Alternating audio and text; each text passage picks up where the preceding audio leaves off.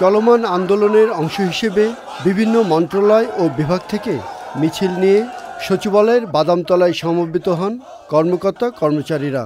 সেখানে সংক্ষিপ্ত সমাবেশ শেষে ভূমি উপদেষ্টা, বিদ্যুৎ উপদেষ্টা এবং পরিবেশ উপদেষ্টার কাছে স্মারকলিপি দেন তারা। এতে অধ্যাদেশ বাতিল সহ 3 দফা দাবি জানানো হয়। এই ঈদে জামা জুতো অ্যাকসেসরিজের ডিসকাউন্ট। ঈদের ছুটির আগে আমাদেরকে ভালো খবর দেন, আমরা সবাই যেন হাসি মুখে খুশি মনে আমরা ঈদ করতে যেতে পারি। আর যদি তা না হয় আমরা সারা দেশব্যাপী অত্যন্ত দুর্বার গতিতে আন্দোলন চলবো, যে এই দাবির সাথে হয়তো আমরা বাধ্য হব অন্যান্য দাবি অ্যাড করতে। অধ্যাদেশের অপপ্রয়োগ যাতে না হয় তা দেখার প্রতিশ্রুতি দিয়ে বড় পরিসরে আলোচনার কথা বলেন উপদেষ্টারা।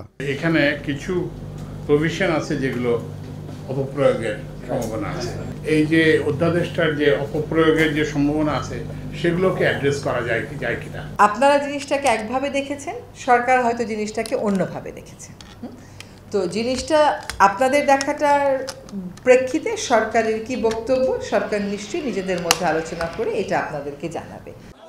নতুন অধ্যাদেশের অপপ্রয়োগের মাধ্যমে কর্মকর্তা কর্মচারীরা হয়রানির শিকার হতে পারে বলে আশঙ্কার কথা জানিয়েছেন সচিবালয় কর্মকর্তা কর্মচারী ঐক্য ফোরামের নেতারা। Rafiqul Bashar, channel I, Dhaka.